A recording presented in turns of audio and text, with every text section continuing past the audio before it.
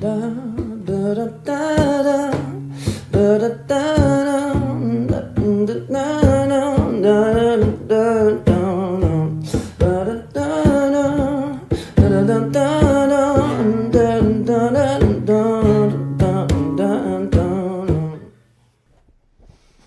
right, here we go. Welcome to the Nursing Home Warrior Podcast. I'm Paulie Moran. I'm Danielle Lieblein.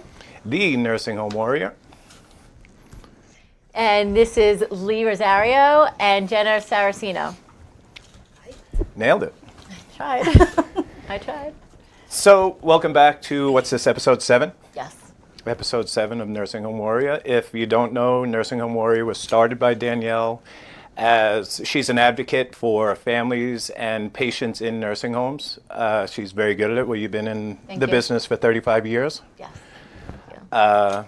We're finding out that it's definitely needed. People don't really know what to expect or what to do when their loved ones are facing the choice of going into either, long-term care. Long-term care or assisted living. Right. They don't know the difference, but Yeah. our last show we spoke about the differences between long-term care and assisted living. So if anybody has questions, please get in touch with us, Facebook, Instagram, stuff like that. We're also doing Silver Threads, which we collect clothes and distribute them to people in need who don't have families or help to get clothing. So we collect new and used clothes and distribute them. Gently used, Yes. Actually. No Barely dirty used. underwear. Yes, no underwear, no thongs. No- We have gotten thongs. No clothing with dog hair on them, please, or cat hair. Like just something that you'd want somebody to wear, like something respectable. Yeah. While we're on that, I'd like to thank John Croce, Mary Sampson, Joe and Kathy Lonigan, your friend Tony Loop. Yes. They all donated a ton of stuff over the past week, and without the donations, we couldn't do any of this. Thank you. We're also planning the pop-up shop for the end of this month in the Bronx, which is going to be, we're going to set up a store and let the residents come and actually shop and pick out things that they want and keep them. And it's all free to them. It's all stuff that was donated to us, or anybody donated money, we bought the stuff. And it's our first of hopefully many. And we also got a grant from the place where I live. They gave us a $1,000 grant towards. Yes, I forgot about that. Nursing Home Warrior. Yeah. So thank you so much, BLAX. Thank you very much. So we are really, really super lucky right now to have these two beautiful women with us because they have been in the business forever. And not Jenna. Jenna's very young. A little forever for Jenna, but Lee has been in the business forever, and I actually had the privilege to work with both these beautiful ladies. So I feel honored that you guys came on to the podcast. Thank you for having us. So Lee, tell us, you're the director of nursing. You've been the director of nursing at different facilities. As the director of nursing, how do you manage between dealing with the owners, because they're always worried about money, dealing with the state because they have special things we have to follow, families who are a lot of times not rational, and residents who are sometimes needy and don't really know what they're allowed to have and not allowed to have. And then there's the staff who, as we all know, don't always follow through with what they're supposed to do. You have a huge job. Yeah, that's true. But with experience, you learn how to balance things. The number one that I've learned through the years is that take your time in explaining what's going on. Even with the regulation, there's, like you said, there's families who are very, what's the word I'm looking Irrational. for? Irrational. And their expectation is really high. But that's because they don't understand what you're doing. So if you explain to them, if you just explain that, okay, mommy's going to be taken care of. You've got to move your hair. Oh, sorry. Okay. First time, so. Yes. So that mommy's going to be taken care of. Just give the CNAs a little bit of time to come because the CNA is taking care of somebody else. Right. And for the most part, also as a director of nursing, you have to understand that these families are grieving because their loved ones are in a nursing home, not with them every day. It's not because they have expectations up to the heavens. No, it's just that they want to make sure that they are taken care of very, very well. So take your time to explain. I would think that's too, great people, advice. when they bring them in there, they expect that their loved one is getting all the care. They don't know there's 300 other people in there, and they're not worried about the other 300 Right, people. I They're agree. like, no, I want, my mom getting the best of everything. She took care of me, and I promised her to get her the best of everything. that's very and they're true. nervous because they don't know what's going on. Yeah, It's so all that's why new. if you take the time to explain and also be accessible. From the very first time I became a director of nursing, I've always put my cell phone number in. Oh my God, I'm aging myself. My cell phone number. Did you hear what I said? Your cellular number? I always put my cell phone number in my business card, and this way the families knows that I can be reached at any time, That's day or amazing. night. So having that, my father was in a nursing home. Knowing that you can reach the director of nursing, of course I was a director of nursing too, but knowing that you can reach the director of nursing or somebody high. I think that's huge. Actually, I actually know a woman who is a surgeon, and she said she got a lot of phone calls from her service. As soon as she started giving out her number, she didn't get as many calls because they knew that they had access to her, so they didn't get crazy. They were Yes. like, we have access to the top. We're good. Yeah. So I think that that's amazing that you do that, and I think that families must really appreciate that because I don't know many other director of nursings who actually give out their personal number. Oh. That's what I was just going to ask. Is I've this never like seen a this common before. thing, No. or like No, you one no. in a million? No. So when I used to work in Queens and Flushing, one of the owners said I was crazy for, putting my cell phone number in my business card, and I said, believe it or not, 90% of the time nobody will call you. I agree. Just like what you said. Yeah, because they know they can get to you, so they're not frantic. And I think that makes a huge difference. It also starts with admission.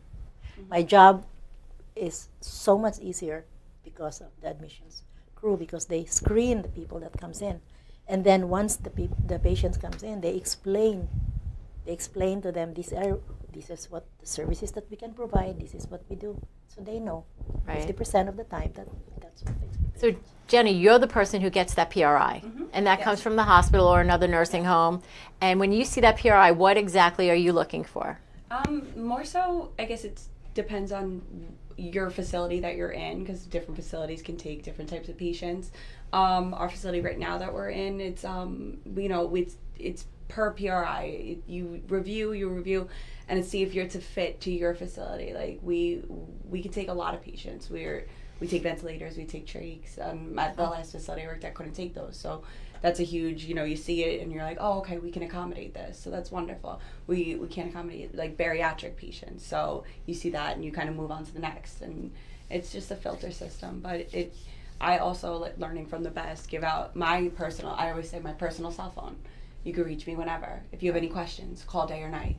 And you don't find many people use it, but it's a comfort ease into a scary situation. Because I swear I say to every family, I know this is really hard and you must be scared and you're being rushed. You're being rushed in to pick a place.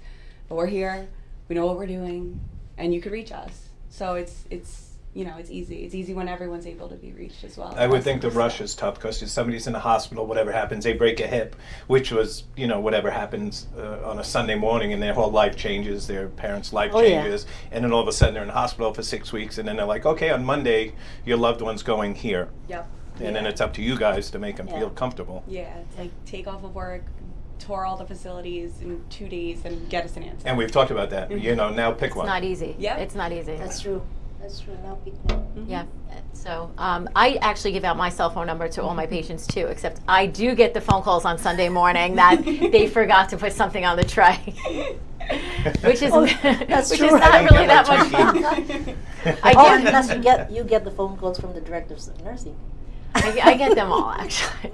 I get a lot of calls like, the aid's not in my room, and I'm like, well, that is not. I'm the dietitian. I'm not sure how I can help you, but But obviously you do. I do. I remember I remember that you do. But I do. remember I will that have you would to. call me. I did. And you would tell me that I'd be like, yeah. Get your supervisor to do whatever. But I think the communication part is what a lot of nursing homes are actually missing. Yes. Because I've been in nursing homes now for 30-something years, and so I've seen an array. I've seen great directors of nursing. I've seen really crappy director of nursings. So I've seen it all. And I think that the communication part, like I remember when we worked together, you were on the units all the time. You were hanging out with the residents all the time. You were making breakfast for the residents. We were having barbecues outside. You were out there. Like there was I was nothing. cooking for them. I remember you'd have the truckload of food come in that you brought from home that you made. So I think that the communication part is what makes the residents' families and the residents feel a little bit better, is having that open door sort of policy. You also have to make it personal. Like when I educate my staff, I always tell them, these patients here, these residents, they used to have a home just like you. They used to have 2 bedrooms, 3 bedrooms. They used to have their own kitchen. They can cook what they eat when they want. They drink when they want. Right. Now imagine, picture them. They're now, if they're lucky, they're in a private room. If they're Most lucky. of the time, they share a room. That's what, like 100 by 100. And they put all their personal belongings in that area. Think about how they feel. And then by the end of the day, they see all of us rushing home, and they're right there, waiting for the next shift. It's hard. It's heartbreaking. It's heartbreaking. But once you say that, you communicate that to your staff, they are more receptive to the needs of the patients. They Well, really become. finding staff is kind of difficult, though. I mean, you've seen it over the years. There's some staff that really takes pride in their work and enjoys what they do and wants the best for the residents. And then there are other ones that they do their job, but they don't do that extra TLC So that the make resident them needs. want to do it. Right. Make them want to do it. And how do you? To me, my experience, you can make them want to do it if you make it personal. Invest in yourself, because one day you don't know. That could be you there. Right. And taking care of them now is investing on yourself. I went to the Children's Museum when my son was small, and they had this part, but I really would love to see it happen in nursing homes. I don't know what you guys would feel about this, but they had this, I would think, to have the staff go in a wheelchair and not be able to get up, and see how hard it is to move around the unit. And then they had like glasses where you couldn't see. I remember that. Do you remember that? In I love this. Garden City, right? Yeah. And then they had a place where they had headphones on where you couldn't hear. And then they had, I would think, having the staff experience what the residents are experiencing might also help them to be a Yeah, little bit that's more true. sensitive to what's going on. I think that would help everybody. Not Yeah. just the You nursing know, home. anybody. Just, That's true. anybody. You walk past somebody in a wheelchair, you don't think of it. You're like, oh my God, they're going so slow in the supermarket. Right. That's But very, very true. it's very difficult for them to get around, especially in these small rooms. Like Lee said, the rooms are not big, right? So how many times have you had to back someone out, then push them, pull them back in again, and they can't turn around, and they want what's like literally right behind them, which is not even a big deal, but they want their TV remote. And they can't even grab it because their wheelchair is not going to be able to turn around to get them in there. So I think that what you're saying is so important, and I hope everybody's getting a takeaway with this, that communication and compassion and understanding where these residents actually are, leaving their home, Yeah. sharing a room, all of their belongings in a half of 100 by 100, right? Because they only get half of it. Yes. And they're either by the bathroom or they're by the window. Like, let's be honest, that's usually how the rooms are set up, right? So That's true. I think that that's really important. I think we need to find more ways for other nursing homes to learn how to teach this to the staff, because we teach the staff how to transfer someone, right? We teach the staff we're not allowed to steal their money, right? We teach the staff you're not allowed to abuse a Can't charge for resident, services. right? Like we teach the staff like don't abuse the resident. We're not allowed Yeah. to tell the resident, tell them to sit down and shut up. But Yeah. but we need to teach the staff what you do every single day. Yeah, like how about making sure that the remote control is right there? And Where why they can though? guess. But why does it need to be right there? Because we tell them like call bell and reach.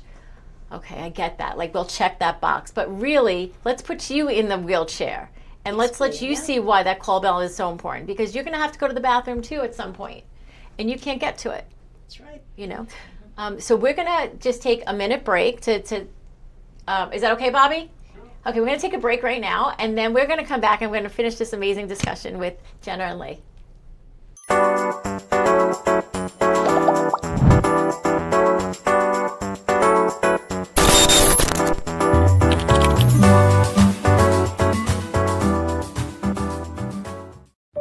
Empire Automotive Group is about people, their families, and their dreams. We strive to create meaningful connections,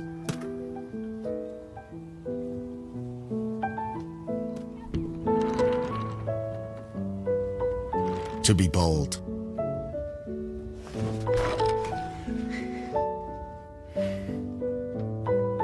To embrace evolution.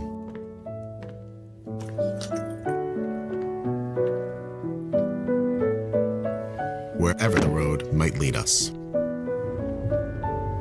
And to build trust with our employees, customers, and their families.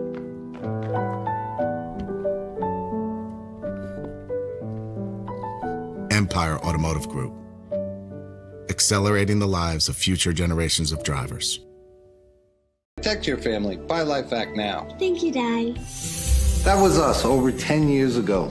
Now LifeVac is responsible for saving over 4,000 lives from choking. In the time it takes you to pick up the phone and call, another life could be saved. The LifeVac saved my life in 1 to 2 seconds. Protecting families has always been our mission. I'm sure you love your family like I love my daughter. Do us all a favor and get your own LifeVac now. Go to lifevac.net or call 877-LifeVac. Order now. Welcome back, everybody. That was a great commercial for LifeVac. Arthur, thank you so much. He sponsors us every show. He's a hero. He's saving lives every day. It's over 4,000, right? Oh, 4,400, and I think 9 lives today or 6 lives today. It's almost a yeah. life a day, I think, every time. Oh, it's more than that. He's doing amazing things. And I want to thank Michael Brown from Empire Automotive Group. If you ever need a vehicle, I suggest you go to him because I find him to be one of the most honest, which sounds kind of funny. An people honest who car own salesman? Come right? on. Who owns Is that stuff where on- I'm going? Yes, when you own a car, we're going to go to Michael Brown. He's amazing. And he has a million different things. So thank you, Michael Brown, and thank you so much, Arthur, for being my personal hero. Let's talk about LifeVac for a second, now that I got these 2 beautiful women with us. Let's talk about what happens when somebody chokes in a nursing home. What does that look like? Oh, really bad. That's not allowed. No, but so someone's in their room eating and they're choking, and now we're running to where the suction machine is, which is probably where? In the hallway, dining room. In the dining room, right? And then we make sure that the cord, we got to take the cord and take everything that comes with it, right? All the They're tubing. electric, they're not battery? And they're not battery, they're usually a cord, right? The ones we have are a cord. And then we have to turn it on and we suction them, right? But how much easier would it be if we just had this at the nursing station, where we just grab it, run, and go? They can be in the bed, they can be standing up, Yeah, they can sitting, be in a wheelchair, standing, laying down. Laying down, it doesn't matter. You could do it to yourself. Yeah. She's going to show you. It would even be ideal if all the residents on Aspiration precautions. yes would have it on the bedside, right? So that would be, That would be awesome. my goal would be for every resident who had aspiration precautions to have one of these in their room. But since that's probably not reasonable, I would like to see one on every nursing unit and in every single dining room. I feel like that would be good enough. But yeah, so this would definitely help with the choking problem in nursing homes, because I feel like it's not pretty when it happens now, right? You have somebody who, let's say, is 350 pounds and they're in their wheelchair and they're choking. What are we going to do? Remember, we were talking with Nikki. You can't get around, like you can't Yeah. do the Heimlich if they're in a high back? No, if they're in a high back wheelchair, you can drop it down. Okay. If they're in a regular wheelchair, you can't drop down the back of the wheelchair. So anyway, so this is definitely something that we should be thinking about for our nursing homes everywhere. So if you're in a nursing home and you're watching this, please advocate for us to get LifeVac put into it. And the way to get LifeVac is just to contact me, and I will put you in touch with the company, and we can have LifeVac in your nursing home as soon as possible. It's good. Or if you have a loved one in a nursing home, pick one up and donate it. They might not use it. Oh. There's a whole bunch of things that go along with it. So All the rules, the same Need to rules, so have you a can't bring policy. donuts? yeah, we need to write a policy, a procedure, all that kind of amazing stuff. But Don't leave LifeVac would without help one. you to. I know, I want one for my house. No, you're gonna get one today. It's You're getting one. You're getting one. Don't worry. You're gonna get one. Especially because you also have a baby coming. Yes. So when we were at the commercial, we were just discussing the fact of maybe creating some sort of a program, like between the 4 of us, where we can teach what we were just discussing about maybe compassion and for the staff. right? Because again, we do teach the staff things all the time. We have mandatory in-services every single month that have to happen. They're usually about fire safety or I don't know, whatever else we do. Anything, elopement. Yeah, it's a fun one. But we don't really teach people about compassion. I think it's hard though because you guys really love what you do. That's why you give your personal numbers out. That's like you mean call me anytime. I'm not saying everybody's not like you, but most aren't. So I think it's hard to teach somebody who's just doing this as a job to do it as well as you guys. Not that it can't be done, but they should look at you guys and be like, that's how I want to be. And be in this job for that reason. It's also about who's teaching. Because if they see somebody who's teaching these things, but then they also know that that person is not really doing what the person is saying. The practice what I preach type of thing. Because I agree. Believe it or not, not to contradict what you said, but I would say 99% of the staff that are in healthcare, they want to do good, but there's ignorance. There's lack, like we said, lack of education. Lack of education. And and some of also it's cultural. They come across as very tough. They come across as rude because of the way they talk. And some of their language barriers, the way they speak, people are turned off by it, but sometimes because they can't hear it or understand it. So there's a lot of issues that go on in the nursing program that would be very good. Yeah, we could definitely sit down and create something where we go to nursing homes and teach not that we're teaching compassion, but maybe show them that this is what it would be like if you couldn't hear, right? And we'll have a conversation with them, and they'll be like, huh? Because most of our residents are hard of hearing. True. Right? I'm not a resident yet, and I'm hard of hearing. Yeah, and teaching the staff as well to communicate with the residents in a language that they understand. Like, if the resident is in pain, you can't raise your voice. That triggers the pain as well. So if you just lower your voice, that might help.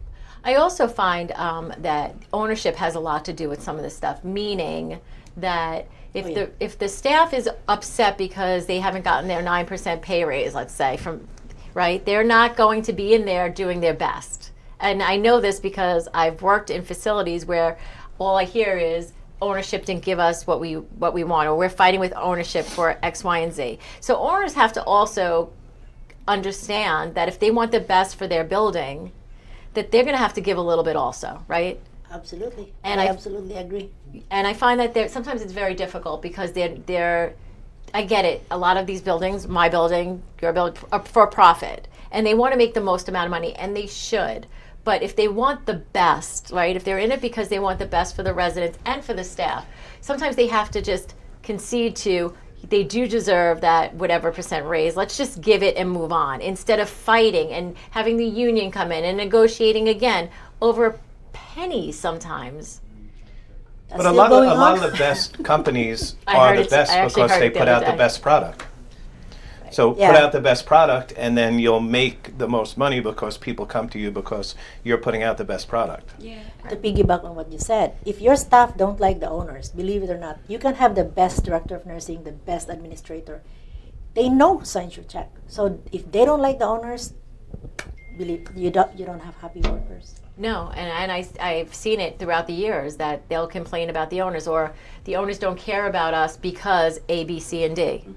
And it comes from the top. Everything comes from the top. I mean, you're the top in the building, and you're an amazing example, but you're not paying them, right? So a lot of times people are very upset because they're not getting what they think they deserve. And if they're arguing over an extra $1 an hour, come on. Yeah, that's hard. It's hard. I mean, I've seen facilities that need an extra CNA, let's say, on the unit because it's a hard unit, and they're like, "Well, we're probably."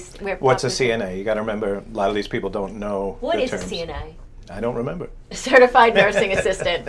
They're the ones who actually do the hard work. They're the ones who are moving, turning, changing, feeding, getting them up. They're the ones who are really in it, doing the work. They have They probably have one of the hardest jobs in the building. Yes, let's right. be honest. I agree. But that's not the owners, though. I have to. Well, I'm not saying I disagree, but that's not on the owners. That's on the directors of nursing, because you can fight. I can go to the administrator and say, "This is the reason why I need another extra CNA for this floor. The acuity went up, this and that and that." Most of the times, unless your owner is also an administrator, they're just businessmen. They're just business people, right? So you go to them and you explain, and then you can get that. But if you have a director of nursing, no offense to all the directors of nursing, that, okay, what the owners say, what the administrators say, and don't say anything back, then that's all you get. I agree. I agree. And what's the old saying? The answer's always no if you don't ask. Yeah. Right. Thank you. Yeah. Perfect. Yeah. It's definitely a combination of owners and then the directors at the top and the administrator, because then once they have a different mindset and even circling back to how the staff should be happy and smiling and thoughtful, it comes from them too. So when you see them happy and caring, and you're in a different mindset. Yeah. So I forgot why I was even bringing up the nurses' aides. I mean, besides the fact that they're amazing, and I don't think I could do their job, but I forgot my whole entire point. I don't know what I was saying. Let's talk about something else. Let's move on. Let's talk about. Finish strong. Let's finish strong. As the director of nursing, what does your day look like? Beautiful. Every day is always good. I always say, believe that. My day is always good. I don't think I've ever said I was having a bad day to anybody. Maybe except to you, but that's behind closed doors. But when you start your day with good morning and have a smile, and somebody tells you, how's your day? And you'll say, it's good. It's always good. Even if you're having a bad day, it always turns out to be good. I talk to my patients all the time. Again, one of the few, directors of nursing that I've worked with that are always talking to the residents. You knew their family, you knew who they were, what they liked. I worked with a director of nursing not that long ago who never left her desk, and she was behind 2 doors. So non-existent, right? Nobody knew her. Residents didn't know her. They didn't even know what she looked like. Not great That's morale awful. Awful. But it's so important. I say this even like people always laugh at me as a dietitian, like, why do you go to activities? I'm like, because that's when I hang out with them. That's right. And like you said I before, play bingo with them. That's where these people live. That's their home. Yeah, that's the Like, could you imagine going on vacation and you go into a resort and you walk down and the people behind the desk are all nasty and surly? They're all happy. They're smiling. Oh, what can we get you? Your job's not like that, but it's a similar thing. Like, if you're happy, they're happy, and It kind of is. If you just think There's of directors. not just the directors of nursing, right? Anybody who works in healthcare, just think of it. Just look at that person. How lucky you are that you're on the other side of the desk. Just think about it, right? And if you see if you can make one person smile in a day, isn't that an accomplishment? Doesn't that make your life so Because they don't want to be there. right. I was just going to say, in their situation, They do not want to be in the nursing home. They don't. They do not. This is not their place that they wanted to. they want to be back in their big house with their family, with their dog and their kids, Where living they the can life where eat they when can they do their want, own thing. yeah. They didn't have to ask somebody to get them the remote or spin their wheelchair around. Yeah, they don't want to get up at 8 o'clock to have cold eggs and See, soggy that's- toast. Yeah, that somebody That- else made and that's a good didn't thing. put enough salt in. That's a good thing to educate the staff with. If Yeah. you start this program that you're thinking about. No, when we Oh, well, that's a very start good the thing to know. program, Yeah, bring them bad eggs. when we start the program, because That's I true. mean, Eat how it. many times Eat your have- mush. Well, how many times have we heard residents say the food is cold? The food is cold because they didn't serve it quick enough. They didn't serve it quick enough because maybe they were helping someone else, or maybe they were BSing by the elevator. That's right. I mean, let's be honest. It's not. Oh, But it's their sometimes. eggs were hot.